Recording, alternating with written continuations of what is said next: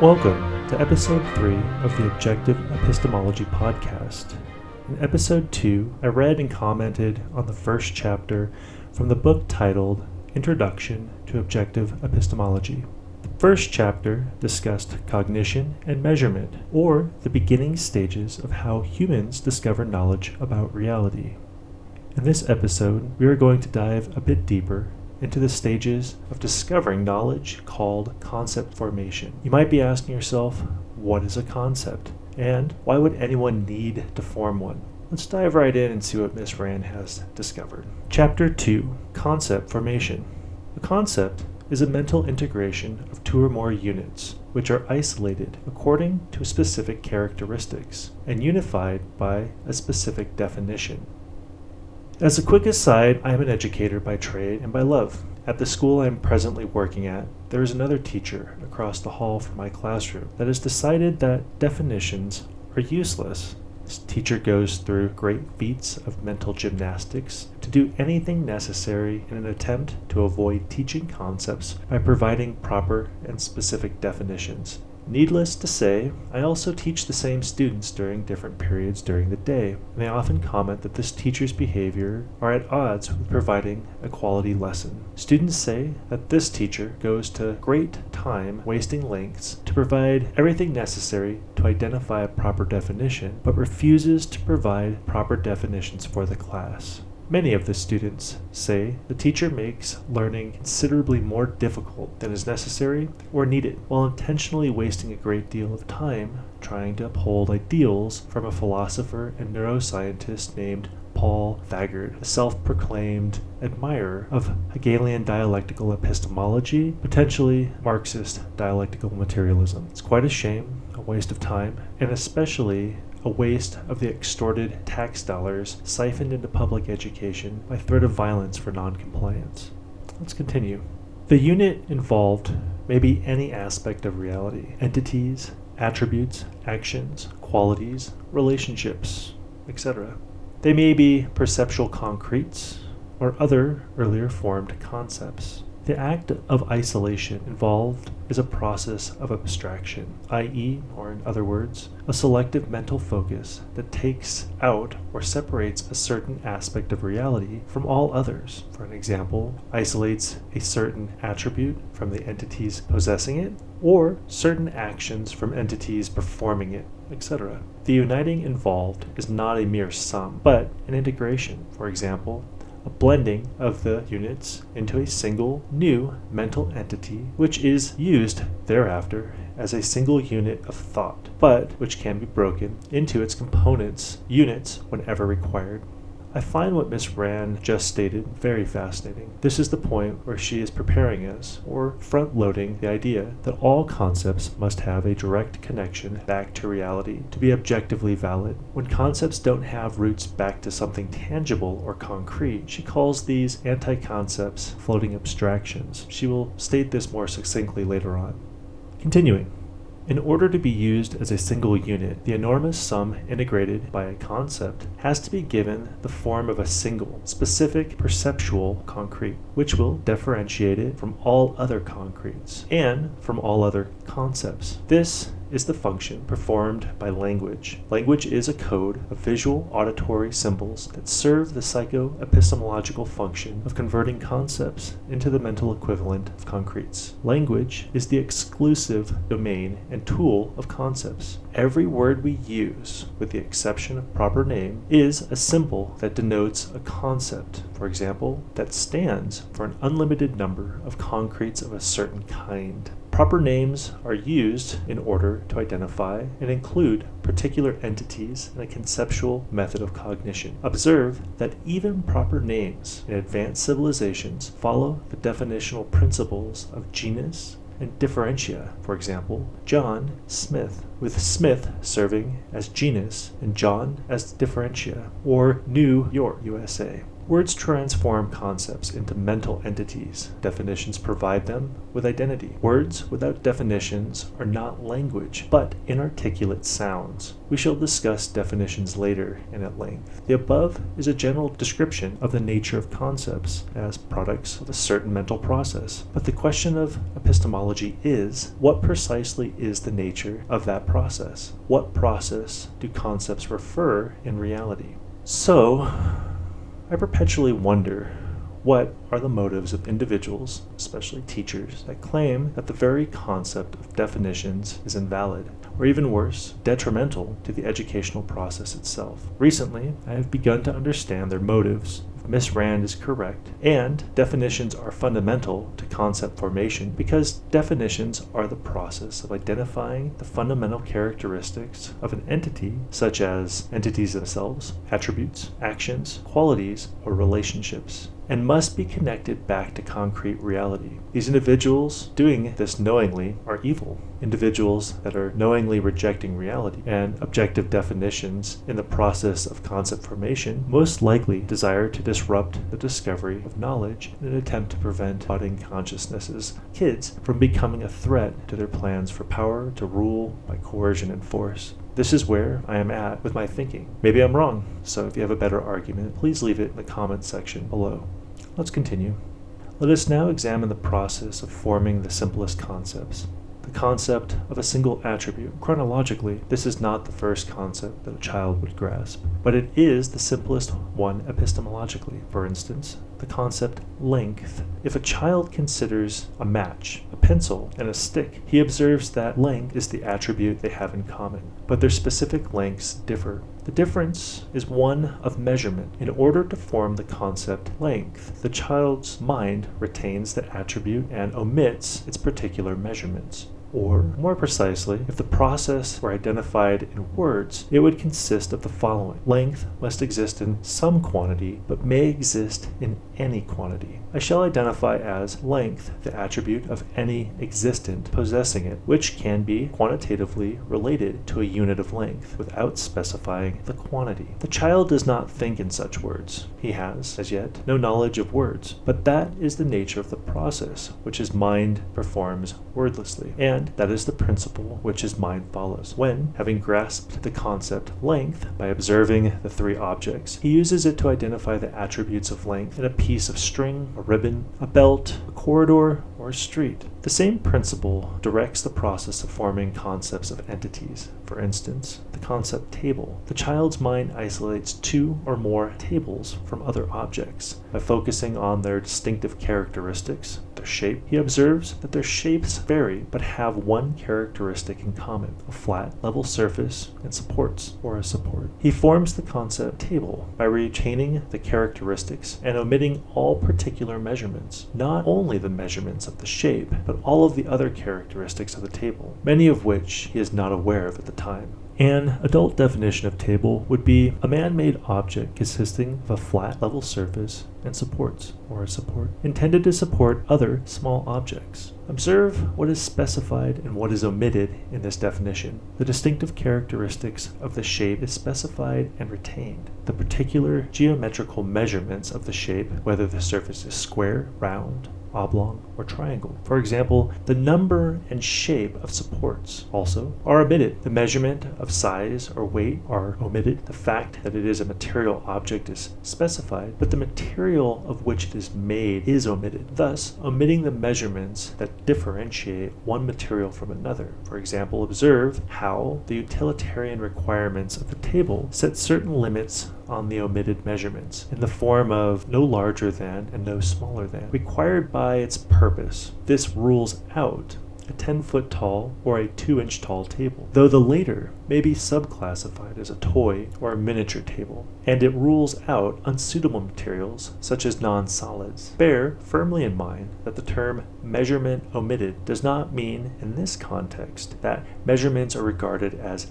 non-existent. It means that measurements exist but are not specified. The measurements must exist in an essential part of the process. The principle is the relevant measurements must exist exist in some quantity, but may exist in any quantity. The child is not and does not have to be aware of these complexities when he forms the concept table. He forms it by differentiating table from all other objects in the context of his knowledge. As his knowledge grows, the definition of his concepts grow in complexity. We shall discuss this when we discuss definitions, but principles and patterns of concept formation remain the same. The first words a child learns are words denoting visual objects, and he retains his first concepts visually. Observe that the visual form he gives then is reduced to those essentials which distinguish the particular kind of entities from all others. For instance, the universal type of a child's drawing of a man in the form of an oval for the torso, a circle for the head, 4 sticks for extremities, etc. Such drawings are a visual record of the process of abstraction and concept formation in a mind's transition from perceptual level to the full vocabulary of the conceptual level. One idea that Miss Rand has stated about definitions has always stuck with me. I'll summarize it here and point it out when it comes up in the book. The idea is that definitions, when discovered by this method, are always valid. Definitions can start simply, and as a child grows, the same definition can become more and more complex as new and deeper knowledge is discovered. The most important thing is that a simple objective definition never contradicts a more advanced or complex definition as the child's mind expands into adulthood. Just the other day, while I was talking to the teacher I mentioned earlier, this teacher said, I'm paraphrasing, definitions are always changing and some are replaced with new and contradictory definitions. Therefore, definitions are worthless. If that wasn't a window into the inner workings of this teacher's mind, then I don't know what is. I replied that the earlier definitions were not objective and were invalid to start with. When science is done properly and new knowledge is discovered, even if our initial definitions are simplistic, as that field of discovery advances, the definitions advance but never contradict an earlier version of the definition. If the scientific method was followed, I told the teacher that the circumstances being described was the mistake of an individual doing bad science. And in the action of performing bad science, they made invalid assumptions about reality. It was the mistake of the individual, not the validity of the principles of an objective epistemology. This teacher was not happy to hear what I said and rejected this idea. After peering into the window of this teacher's mind, I can see why what I said would cause cognitive dissonance. We're going to continue. There is evidence to support that written language originated in the form of drawings, as the pictographic writings of the original people seem to indicate. With the growth of man's knowledge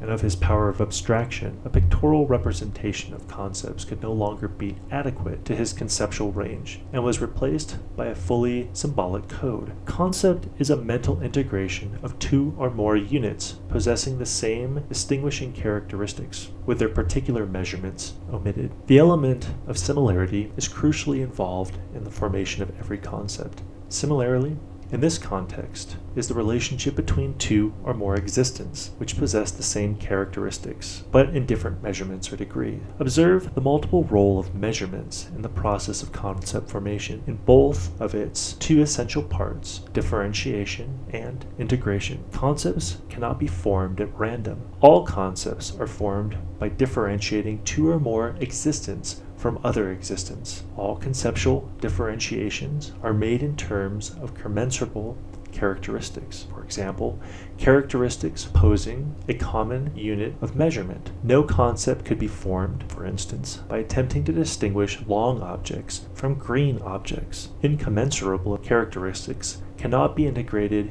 into one unit. Tables, for instance, are first differentiated from chairs, beds, and other objects by means of characteristics of shape, which is an attribute possessed by all the objects involved. Then, their particular kind of shape is set as the distinguishing characteristic of tables, i.e., or for example, a certain category of geometrical measurement of shape is specified. Then, within that category, the particular measurements of individual table shapes are omitted. Please note the fact that a given shape represents a certain category or set of geometrical measurements. Shape is an attribute. Differences of shape, whether cube, spheres, cones, or any other complex combination, or a matter of differing measurements. Any shape can be reduced to or expressed by a set of figures in terms of linear measurements. When, in the process of concept formation, man observes that shape is the commensurable characteristic of certain objects, he does not have to measure all the shapes involved, nor to know how to measure them. He merely has to observe the elements of similarities. Similarity is grasped perceptually. In observing it, man is not and does not have to be aware of the fact that it involves a matter of measurement. It is the task of philosophy and of science to identify that fact.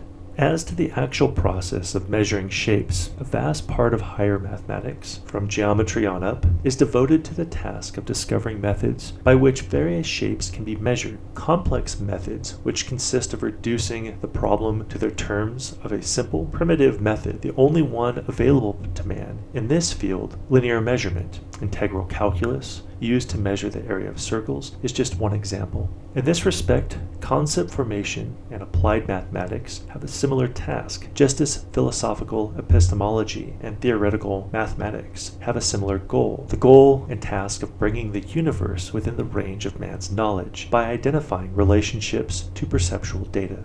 I remember a story I heard when I was in college that I still remember to this day. It goes something like this. There are 3 archetypal individuals sitting in the bleachers of a baseball game. The first individual is a holy man, the second individual is a scientist, and the third individual is a mathematician. All 3 individuals are watching the game. The pitcher winds up and throws the ball. The batter doesn't swing, and the umpire calls a strike. The holy man says, "I believe the umpire is wrong." The other 2 ask why, and the holy man said he believes it was a ball. The scientist agrees with the holy man, but went further to explain the rules of baseball, and added the observable fact that the pitcher pitched outside of the strike zone, so it was a ball. The mathematician looked at the 2 of them and disagreed. The holy man and the scientist asked why, and the mathematician replied, the only person, based on the rules in baseball, that can make that decision is the umpire. Doesn't matter if it actually was a ball or a strike, the umpire has the final word. I enjoy this story as a reminder of the differences in mindsets when considering the implications of a closed system versus reality.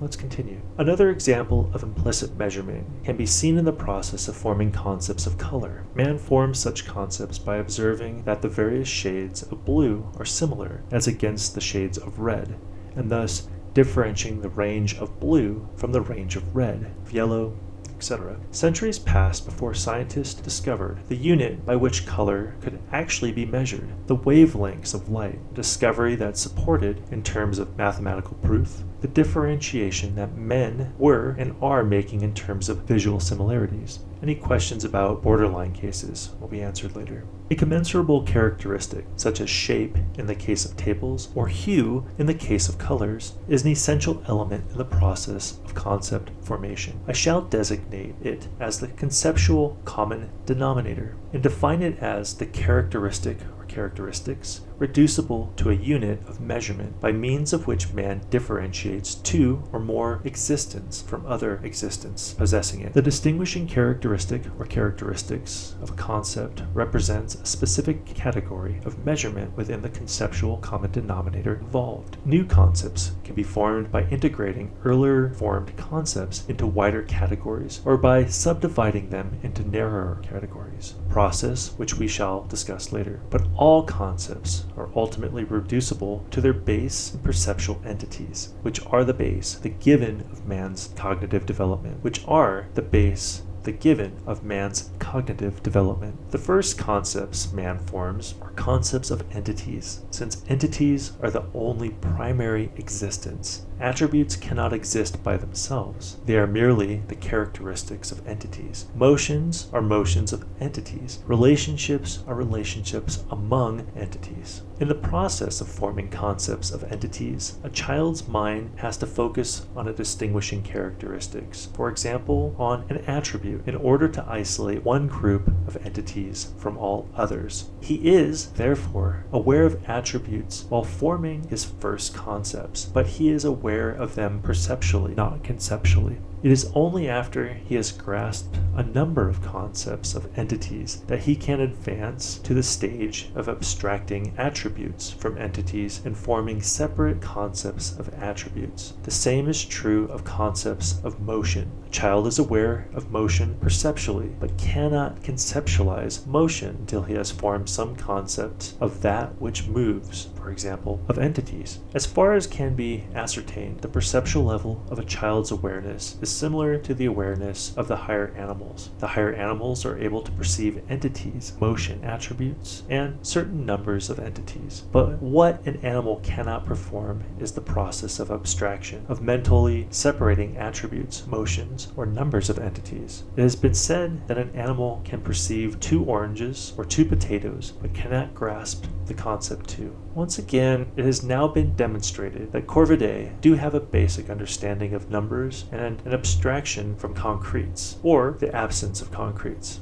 Let's continue. Concepts of materials are formed by observing the different constituent materials of entities. Materials exist only in the form of specific entities, such as a nugget of gold, a plank of wood, a drop, or an ocean of water. The concept of gold, for instance, is formed by isolating gold objects from all others, then abstracting and retaining the material, the gold, and omitting the measurements of the objects, of the alloys, in which gold may exist. Thus, the material is the same in all the concrete instances, subsumed under the concept, and differs only in quantity. Concepts of motion are formed by specifying the distinctive nature of the motion and the entity performing it, and or of the medium in which it is performed, omitting the particular measurement of any given instance of such motions and of entities involved. For instance, the concept walking denotes a certain kind of motion performed by living entities possessing legs, and does not apply to the motion of a snake or of an automobile. The concept swimming denotes the motion of any living entity propelling itself through water. It does not apply to the motion of a boat. The concept flying denotes the motion of any entity propelling itself through the air, whether a bird or a plane.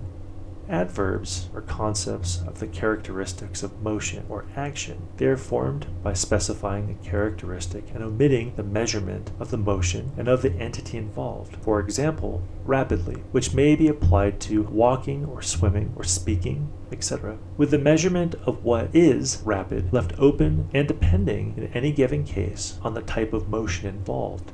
Prepositions are concepts of relationships, predominantly of spatial or temporal relationships among existents. They are formed by specifying the relationship and omitting the measurement of the existent and of the space or time involved. For example, the word on, in, above, after, etc.